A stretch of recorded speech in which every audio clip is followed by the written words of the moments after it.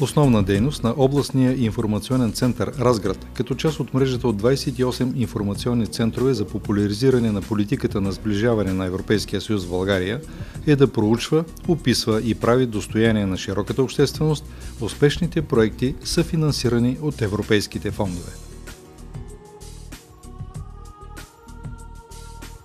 В настоящия програмен период 2007-2013 година бенефициентите на европейски средства в Разградска област реализират проекти за повече от 200 милиона лева. Те се осъществяват с финансовата подкрепа на Европейския съюз, чрез Европейския фонд за регионално развитие, Европейския социален фонд и Кохезионния фонд.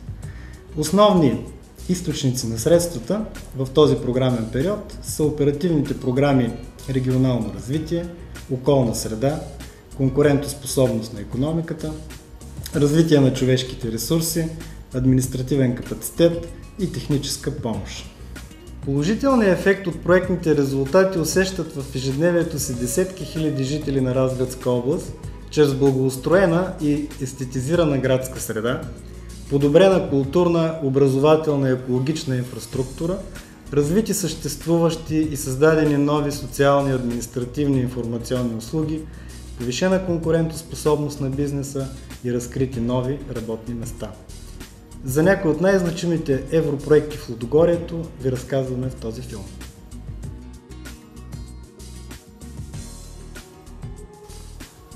Проект реконструкция и обновяване на художествена галерия професор Илия Петров и къща-музей Анани Явашов в град Разград в подкрепа на интегрираното и устойчиво градско развитие е един от първите проекти, финансирани с европейски пари в България през този програмен период.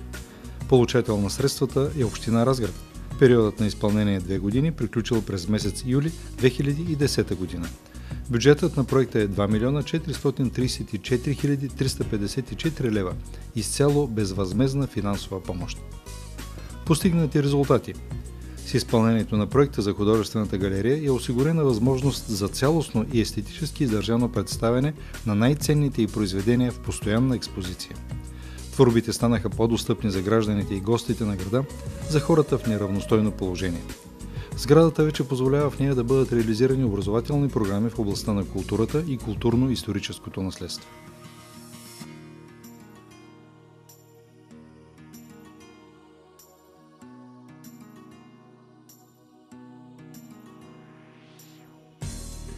Ремонтът, обновяването и оборудването на къща-музей Анани Явашов създадоха възможности за осъществяване на разнообразни прояви и дейности, насочени към учащите се, както и към организации от общината, региона и страната, провеждане на конференции, творчески срещи, тематични дискусии, реализиране на съвместни програми и проекти.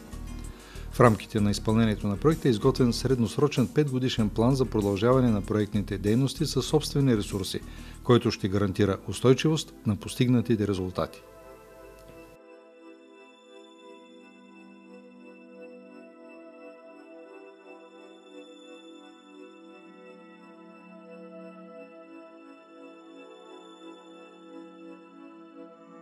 Проект подобряване на физическата среда на жилищни квартали извън центъра на град Разград в подкрепа на устойчивото и интегрирано градско развитие.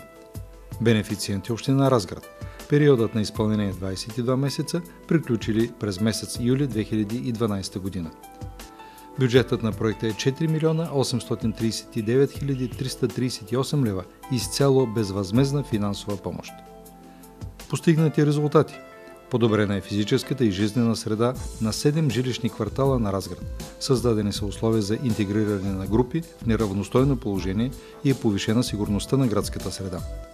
В съвкупност, изпълнението на проектните дейности доведе до повишаване на качеството на живот на около 6500 души, живеещи в рамките на целевите жилищни квартали, осигурявайки им устойчива и екологична градска среда, както и възможности за икономическо и социално развитие.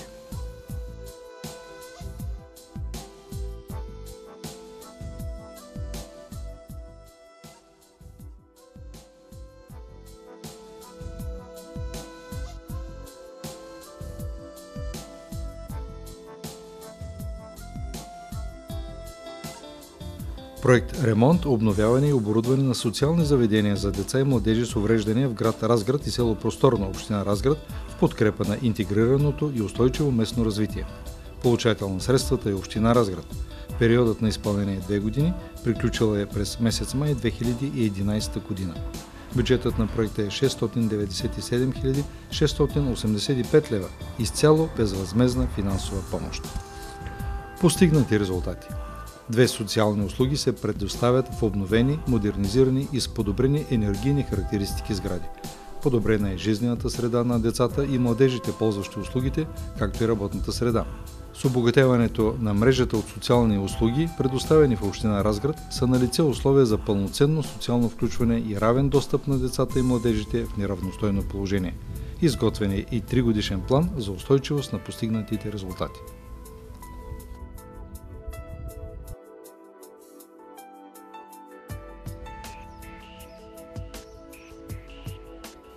Фирма Раломекс, град Завет, е много добър пример за бизнеса в страната. Предприятието има 4 спечелени европроекта, а преди това са приключили успешно 2 проекта по предприсъединителната програма ФАР. Раломекс оперира в сектор селско-стопанско машиностроение и е водещ производител в България на машини за основна обработка на почвата – плугове, култиватори и дискови брани. Във фирмата са реализирани 3 проекта: технологична модернизация и въвеждане на иновативни процеси, технологично обновление и въвеждане на иновации и въвеждане на система за управление на ресурсите.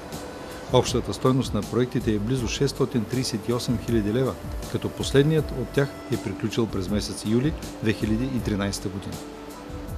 Постигнати резултати.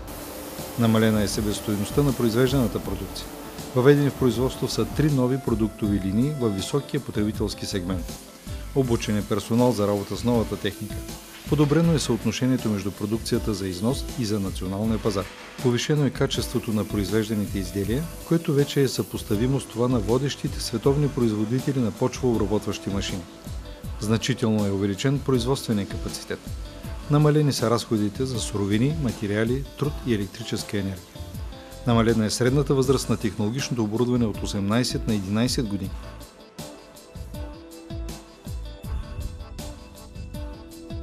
Открити са 12 нови работни места. Подобрено е качеството и увеличен срокът на стандартната търговска гаранция за новите продукти от 12 на 24 месеца. Увеличен е делът на износа. Оптимизирането на работните процеси е довело до увеличаване на производителността на труда с повече от 7%. По-доброто управление на доставките и материалните запаси е снижило разходите за материали с 5%.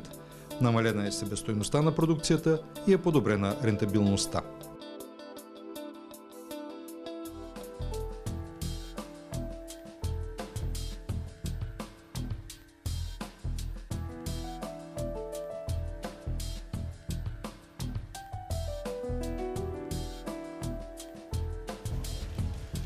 Проект Община Разград – ефективна, ефикасна и прозрачна общинска администрация в услуга на потребителите. Периодът на изпълнение е 2 години и половина, приключил е през месец декември 2011 година. Бюджетът на проекта е 662 288 лева, изцяло безвъзмездна финансова помощ. Постигнати резултати. По електронен път в реално време се представят услуги за гражданите и бизнеса, включително и заплащането им. Електронните услуги могат да бъдат заявени чрез интернет страницата на Община Разград, както и чрез 3 терминални устройства – киоски с лесен достъп до тях. Киоските са разположени в административната сграда, Общинския културен център и в жилищен комплекс Орел. Обновен и информационно обогатен е интернет сайтът на Община Разград. Създадена е работеща система за обратна връзка с потребителите на услуги, като е налична и интернет форма за подаване на сигнали, предложения, оплаквания и похвали.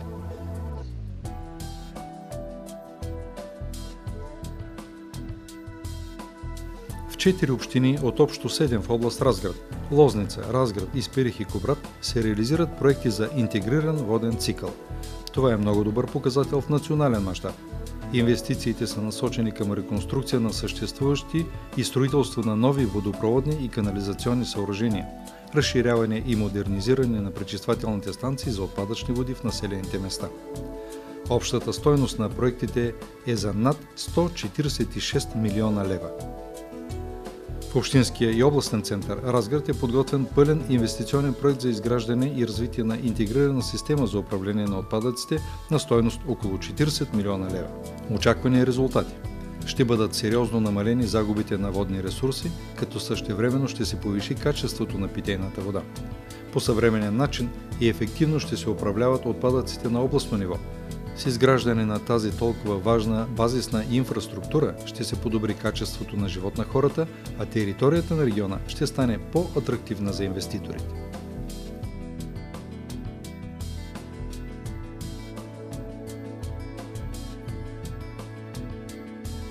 Проект Абритус – мистика и реалност. Обща стойност на проекта – 6 милиона 219 хиляди и 51 лева. Безвъзмездната помощ е 6 милиона и 100 хиляди лева, а собственото участие – 219 хиляди и 51 лева. Срокът на изпълнение – 24 месеца. Бенефициент – Община Разград. Целта на проекта е развиване на потенциала на Националния археологически резерват Античен комплекс Абритус, като туристически продукт, който да привлече значителен брой посетители и да бъде основа за устойчиво развитие на туризма в община Разград и областта. Очаквани резултати: възстановяване, опазване и експониране по нов, интегриран и атрактивен начин на културно-историческата атракция археологическия резерват Абритус, постигане на цялостен архитектурен облик на комплекса на резервата.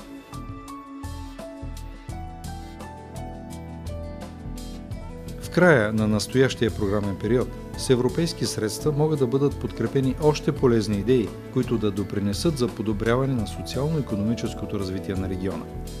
Екипът на областен информационен център Разград ще ви подпомогне със своевременна и точна информация за осъществяване на вашите намерения. Те успяха. Направете го и вие. Бъдете активни.